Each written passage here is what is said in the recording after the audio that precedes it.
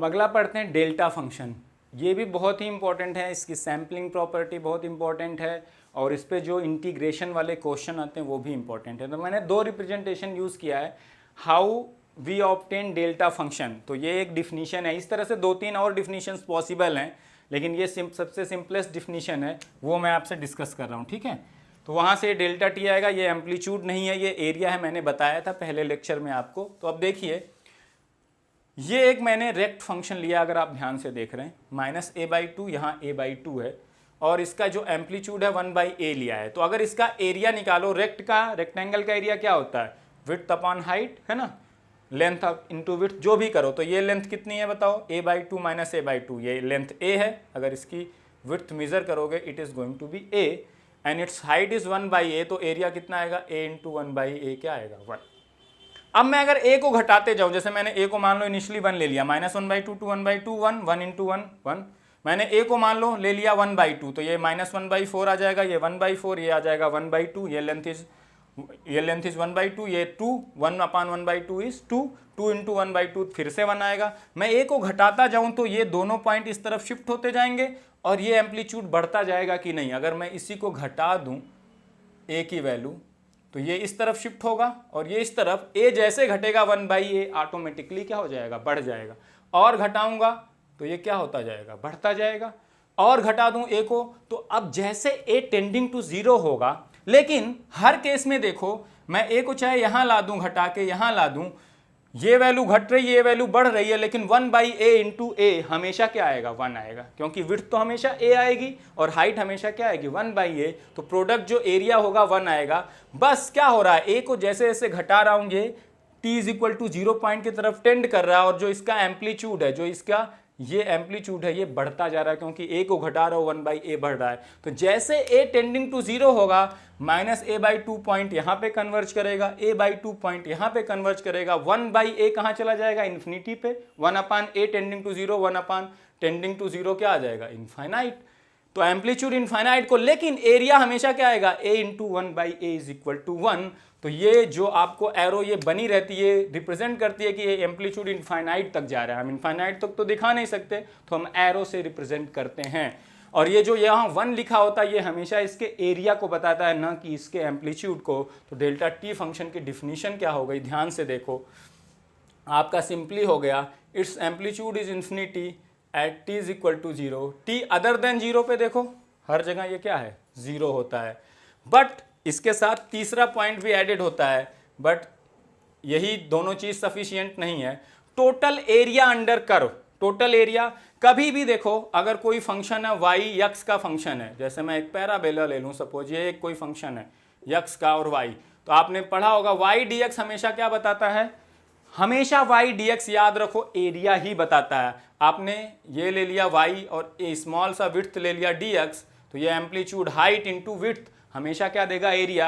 ऐसे सारे स्ट्रिप्स को इंटीग्रेट कर दोगे तो एरिया मिल जाएगा। जैसे मैं लिमिट लगा दूंगा तो ये एरिया कहां से कहां कैलकुलेट होगा, -∞ to ∞। अगर यही लिमिट 0 to ∞ कर दूं तो एरिया यहां से यहां आएगा, यही लिमिट 1 to ∞ कर दूं तो एरिया 1 से ∞ आएगा। तो टोटल एरिया क्या होता है, राइट फ्रॉम -∞ to ∞, जितना एरिया पॉसिबल है डेल्टा टी के अंदर, डेल्टा टी डी टी, क्योंकि ये डेल्टा टी एफ टी हो गया, वाई हो गया, और यहाँ पे एक्स की जगह टी है तो डी टी। ये एरिया अभी आपने बताया था हमेशा क्या आता है, 1। तो this is the definition of delta function. It's value is at t = 0 infinite है, t अदर देन 0 पे 0 है। तो जब इसका आर्गुमेंट t 0 होता है तो इसका एम्पलीट्यूड इन्फिनिटी होता है, t अदर देन 0 पे इसकी वैल्यू 0 होती है। अब इसके एरिया प्रॉपर्टी को मैं और थोड़ा सा एक्सपेंड करता हूं। अब ये ध्यान रखना, चाहे मैं -∞ to ∞ इसका एरिया निकालूं, चाहे -2 to ∞ निकालूं, है ना, डेल्टा टी डी टी, चाहे मैं 0 - to 0 + निकालूं, डेल्टा टी डी टी, ठीक है। इसका एग्जिस्टेंस बहुत ही स्मॉल टाइम के लिए है, तो मैं यहाँ से यहाँ के बीच में भी एरिया निकालूंगा तो ये 1/a × a 1 ही होगा, = 1 होगा। ये चाहे मैं निकालूं -5 से 5 निकालूं डेल्टा टी डी टी, चाहे मैं निकालूं -2 to 4 delta T D T. तो आप एक चीज़ याद रखिए, जो इसकी एरिया प्रॉपर्टी है, क्या याद रखना है, अगर जो लिमिट्स हैं जिसके अंदर आप एरिया निकाल रहे हो, delta T D T T calculate कर रहे हो, अगर उस लिमिट के अंदर डेल्टा फंक्शन है, उस लिमिट के अंदर एग्जिस्ट करता है, जैसे -2 टू इन्फिनिटी लोगे तो उस लिमिट के बीच में कहीं आएगा डेल्टा फंक्शन, ये 0 -0 प्लस ले लोगे तो उसके बीच में आएगा डेल्टा फंक्शन, -5 to 5 लोगे बीच में आएगा, -2 to 4, तो अगर लिमिट के बीच में डेल्टा फंक्शन है तो area will always be equal to 1, चाहे वो लिमिट कुछ भी हो, -1 to 2 हो, -3 to 4 हो। अब अगर जैसे इसी का मैं एक्सपेंशन बनाता हूँ, अगर इसी डेल्टा फंक्शन को शिफ्ट कर दो, जैसे मैं डेल्टा t -2 ले लेता हूँ, तो वो डेल्टा फंक्शन कहाँ एक्सिस्ट करेगा, t = 2 पे शिफ्टिंग कर दिया आपने, t < 2 पे 0, t < 2 पे 0 एंड t = 2 पे इसकी एम्पलीट्यूड तो इन्फिनिटी होगा, एरिया अभी भी क्या होगा 1। तो अगर डेल्टा t -2 dt अगर मैंने लिया सपोज, तो अगर ये लिमिट्स के अंदर है ये फंक्शन डेल्टा t -2, तो अगर मैं लिया suppose -∞ to 1 delta t -2 dt, तो इसका एरिया क्या आएगा। अगर ये डेल्टा फंक्शन उस लिमिट के अंदर एग्जिस्ट नहीं करता है तो एरिया हमेशा याद रखो 0 आएगा, लिमिट के अंदर एग्जिस्ट करता है तो एरिया हमेशा क्या आएगा 1 आएगा। यहाँ a एम्पलीट्यूड है तो a बाहर आ जाएगा, मैं सिंपली इसका बता रहा हूँ, ठीक है।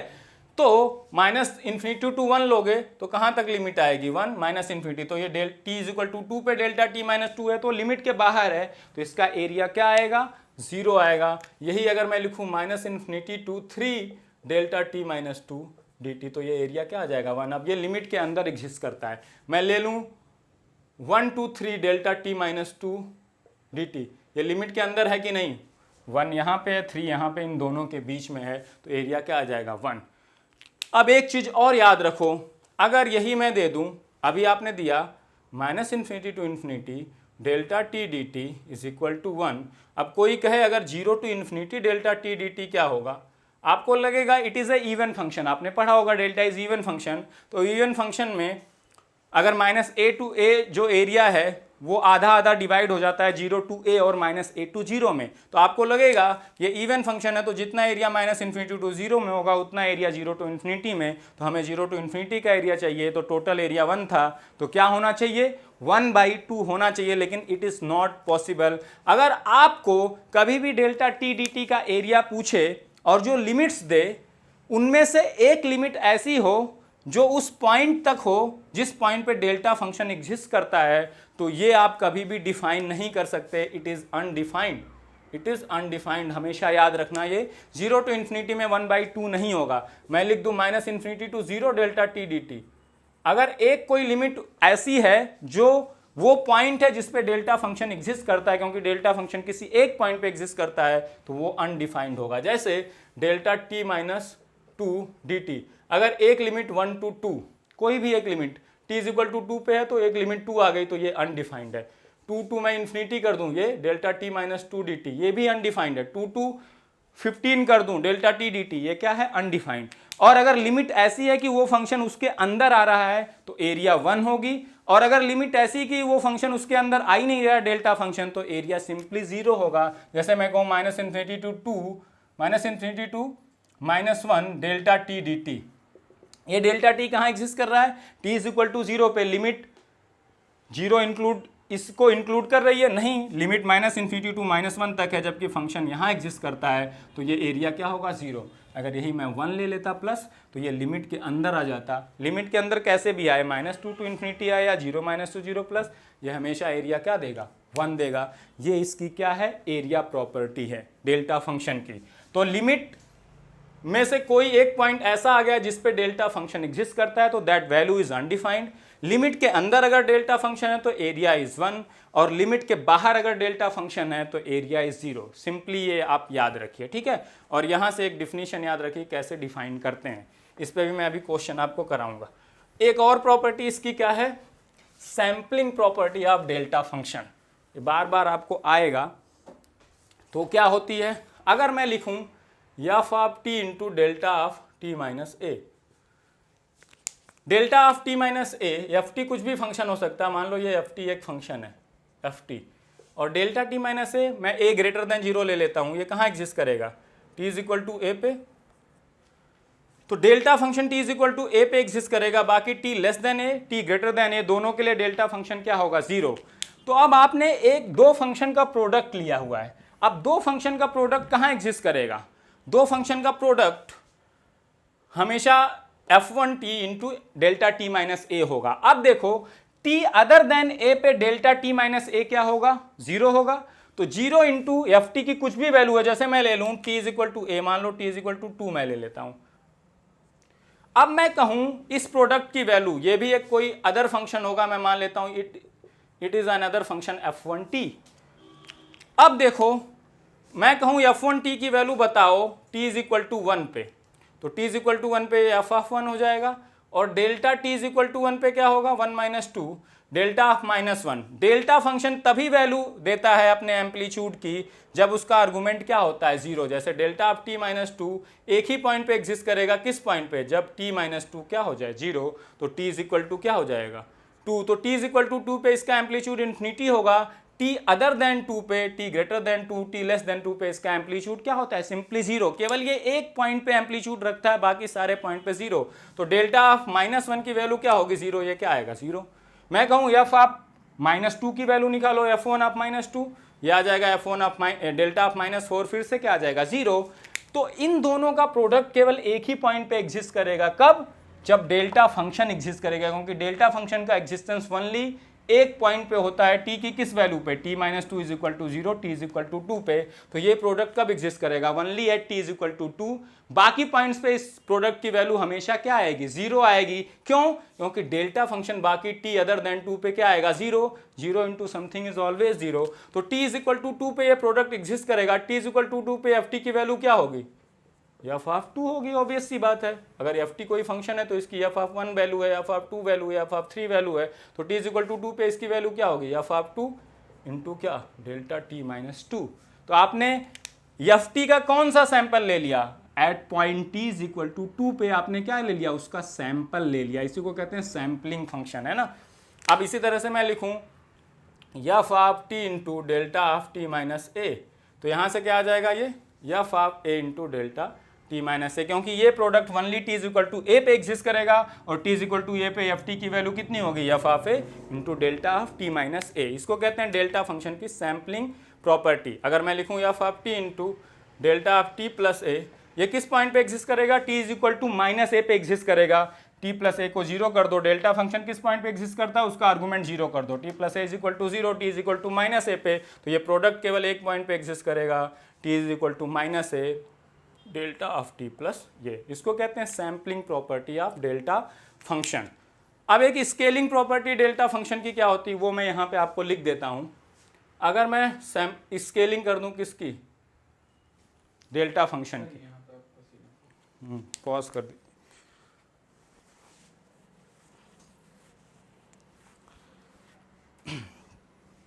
Scaling property of delta function, एक तो ये हो गया। डेल्टा बीटी को आपको कुछ नहीं करना है, ये होता है 1 अपान, तो हमेशा स्केलिंग का फर्क किस पे पड़ता है, एरिया पे पड़ता है, किसके, डेल्टा फंक्शन के। ये आ जाएगा सिंपली, अगर डेल्टा बीटी चाहे बी निगेटिव हो चाहे बी पॉजिटिव हो, आपको कुछ नहीं करना है, 1 upon mod of B delta of T, उसको हटा दो आप। सिंपली आपको इस तरह से डेल्टा फंक्शन लिख सकते हैं। अब देखो डेल्टा टी के अंदर एरिया कितना होता था, 1, अब लेकिन एम्पलीट्यूड 1/b आ गया, तो मैं अगर एरिया निकालूं delta B T minus infinity to infinity D T, तो क्या आएगा बताओ। मैं पहले लिखूंगा माइनस इन्फिनिटी टू इन्फिनिटी, इसको ब्रेक करूंगा, 1 upon mod B delta of T D T, ये कांस्टेंट है, ये बाहर आ जाएगा 1 अपान मॉड बी, अंदर बचेगा minus infinity to infinity delta T D T, जिसकी वैल्यू क्या होती है एरिया की, 1। तो आपका तो स्केलिंग अगर डेल्टा फंक्शन की करते हो तो उसमें किस पे फर्क पड़ता है, उसके एरिया पे फर्क पड़ता है, क्योंकि जो इसके आगे लिखा होता है वो बेसिकली एरिया होता है, एम्पलीट्यूड नहीं होता है, ये हमेशा ध्यान रखना। 1 upon mod B delta T का भी amplitude T is equal to 0 पे इन्फिनिटी है, और डेल्टा टी का भी एम्पलीट्यूड इन्फिनिटी है, लेकिन 1 upon mod B delta T का एरिया 1 अपान मॉड बी है माइनस इन्फिनिटी टू इन्फिनिटी, लेकिन डेल्टा टी का एरिया क्या है, 1 है। ठीक है। अब इसी तरह से अगर आपको क्वेश्चन कैसे आएंगे, मैं दे दूंगा delta of minus 2t plus 4 into F T दे दूंगा, तो इसमें कुछ नहीं करना है। स्केलिंग प्रॉपर्टी देखो कैसे यूज करेंगे, फिर इसके बाद हम क्वेश्चन ही करेंगे सीधे, ये सारी प्रॉपर्टीज को मैं मर्ज कर दूंगा। अब अगर इसको मुझे करना है, देखो मैं इसको पहले जब भी स्केलिंग हुई है डेल्टा फंक्शन में, अभी मैंने बताया scaling changes the area content of delta function, तो स्केलिंग को आपको हमेशा क्या करना पड़ेगा, रिमूव। आप डायरेक्टली नहीं ले सकते। ये फंक्शन किस पॉइंट पे एग्जिस्ट करेगा बताओ, ये डेल्टा, इसको जीरो कर दो, आर्गुमेंट को जीरो कर दो, t इज इक्वल टू 2 पे एग्जिस्ट करेगा। लेकिन इसका एरिया डेल्टा t माइनस 2 के बराबर नहीं होगा, क्योंकि ये t इज इक्वल टू 2 पे एग्जिस्ट करेगा, डेल्टा t माइनस 2 भी t इज इक्वल टू 2 पे एग्जिस्ट करता है। इसको मैं पहले क्या करूंगा, delta of minus 2t plus 4 को मैं क्या करूंगा, देखो जो भी स्केलिंग फैक्टर है पूरे को मैं कॉमन ले लूंगा। सिंपली कॉमन लेने के बाद क्या बचेगा, ये इसको मैं क्या लिख दूंगा, -2 इंटू कैपिटल T लिख दो, किसको, t माइनस 2 को। अब ये वाली प्रॉपर्टी लगा दो, डेल्टा b ऑफ t होता है, तो मैं कैसे लिखता हूं, 1 अपान मॉड लिख देता हूं b का, मॉड ऑफ -2, डेल्टा ऑफ क्या लिख देता हूं, ये इसको हटा के जो बचा वो लिख देता हूं कैपिटल T। कैपिटल T की वैल्यू बाद में पुटअप कर दो, क्या आ जाएगा, सिंपली, तो ये हो गया 1/2 डेल्टा ऑफ t माइनस 2। हमेशा स्केलिंग को रिमूव कर दोगे तब जाके एरिया कैलकुलेट करोगे, कभी कोई गलती नहीं होगी, है ना। तो हमेशा स्केलिंग को हमें क्या करना है, रिमूव। तो पूरा स्केलिंग फैक्टर कॉमन लो, बाकी चीज को कैपिटल T लिख दो, फिर प्रॉपर्टी लगा दो डेल्टा BT, सिंपली आपका क्या आ जाएगा, फंक्शन। तो अब देखो इस पे क्वेश्चन कैसे आते हैं डेल्टा फंक्शन पे। जैसे एग्जांपल के लिए मैंने दिया sin pi t plus π/4 delta of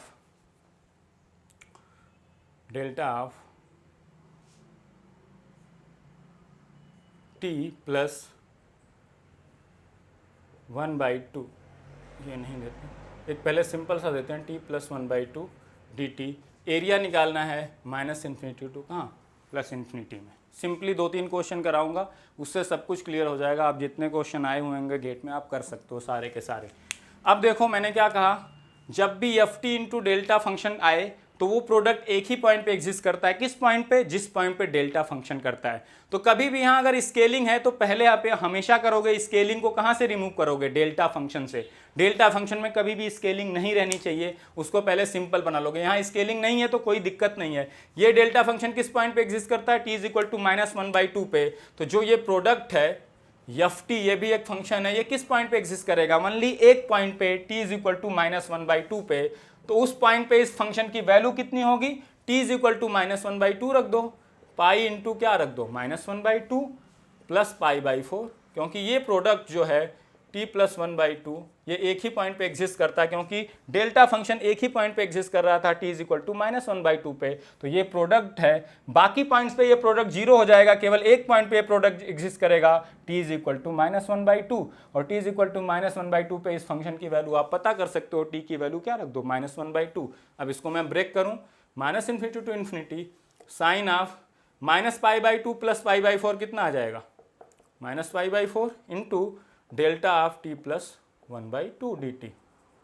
ठीक है, इसको बाहर ले लेते हैं क्योंकि ये कांस्टेंट है। Sine of minus theta is minus sine theta, और साइन π/4 की वैल्यू कितनी होती है, 1/√2। बाहर आ गया -इन्फिनिटी to infinity delta of t plus 1/2 dt। मैंने कहा शिफ्टेड इंपल्स फंक्शन हो या कैसा भी इंपल्स फंक्शन हो, अगर वो लिमिट के अंदर है तो एरिया 1 है, अगर लिमिट के बाहर है तो एरिया 0 है। और अगर ऐसा पॉइंट आ गया जो जिस पॉइंट पे डेल्टा फंक्शन एग्जिस्ट कर रहा है, जिस पॉइंट पे केवल एक पॉइंट पे एग्जिस्ट करता है, वो लिमिट में है तो वैल्यू अनडिफाइंड होती है। यहाँ -इन्फिनिटी टू इन्फिनिटी के अंदर हर डेल्टा फंक्शन एग्जिस्ट करेगा, क्योंकि ये तो पूरा आपने क्या ले लिया, विड्थ ले लिया। कोई भी डेल्टा फंक्शन इस लिमिट के अंदर ही होगा, उसकी वैल्यू क्या आ गई, 1। तो ये क्या आ गया आपका एरिया, -1/√2। दूसरा एग्जाम्पल जैसे मैं करवाता हूँ, -इन्फिनिटी। अब इसी क्वेश्चन में देखो मैं और क्या क्या चीज़ें चेंज कर सकता था आपका। अगर मैं यही लिमिट ले लेता यहाँ से यहाँ, तो इसमें ये सब कैलकुलेशन करने की आपको ज़रूरत ही नहीं पड़ती, सीधे आंसर 0 था।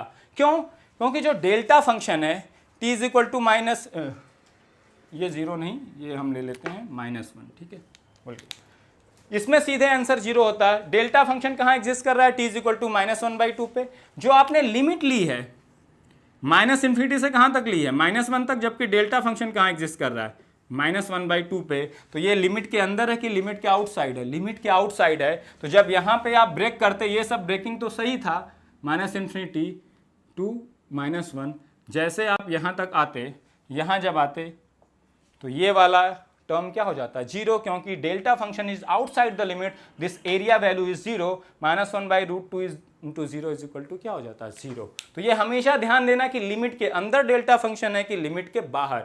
अंदर है तो सीधे एरिया 1 करो, कुछ भी हो, शिफ्टेड हो चाहे कैसा भी हो। इसीलिए जब लिमिट -∞ टू इन्फिनिटी है तो आपको ये सब सोचने की जरूरत नहीं। क्यों नहीं जरूरत है? क्योंकि -∞ के इन्फिनिटी के बीच में हर इंपल्स फंक्शन एग्जिस्ट करेगा ही करेगा, क्योंकि आपने पूरी विड्थ ले ली। कोई भी इंपल्स लोगे वो -∞ और इन्फिनिटी के बीच में ही तो होगा, उसके बाहर तो हो ही नहीं सकता, क्योंकि आपने पूरी विड्थ ही ले ली एक्स एक्सिस की या टी एक्सिस की। ठीक है, अब इसी में एक क्वेश्चन जैसे मैं देता -∞ to infinity, normally -∞ to infinity रहता है। जब भी कोई फाइनाइट लिमिट आए आप हमेशा ध्यान रखना कि डेल्टा फंक्शन कहीं लिमिट के बाहर है या अंदर है, वो चीज आपको हमेशा। इसी क्वेश्चन में अगर मैं 1 कर देता तब भी आंसर यही आता, -1/√2। क्यों आता? क्योंकि डेल्टा फंक्शन जब यहाँ ब्रेक करते लिमिट आता -∞ टू 1, बाकी चीजें तो एज इट इज हैं, और ये डेल्टा फंक्शन इस लिमिट के अंदर है कि नहीं है, क्योंकि ये -1/2 पे है और लिमिट -∞ टू कहाँ तक है, 1 तक है, तो ये उसके बीच में ही तो आएगा, -∞ और 1 के बीच में आएगा क्या, -1/2, तो एरिया तब भी क्या आता, 1 आता। अब ये जैसे मैं ले लूँ cos function, cos π/4 into T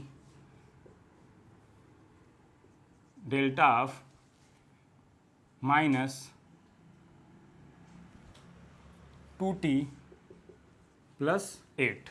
ठीक है, इसकी वैल्यू बताओ dt की। ठीक है, अब देखो सिंपली क्या वैल्यू आएगी। हमेशा जब भी मैंने कहा कैसे सॉल्व करना है, अगर स्केलिंग दिख गई किसमें, डेल्टा फंक्शन में, तो स्केलिंग को हमेशा पहले क्या कर दो, रिमूव। उसके बाद वही प्रोसेस फॉलो करो, F T into delta T एक ही पॉइंट पे एग्जिस्ट करेगा, उस पॉइंट पे एफ टी की वैल्यू निकालो, फिर डेल्टा फंक्शन की एरिया प्रॉपर्टी लगा दो, सीधे सीधे आंसर आएगा। तो पहले मैं इसको ब्रेक करूंगा, कैसे मैंने बताया था ब्रेक करना, पूरे स्केलिंग फैक्टर को कॉमन ले लो साइन के साथ, t-4 dt, और मैंने बताया था t-4 को कैपिटल टी मान लो।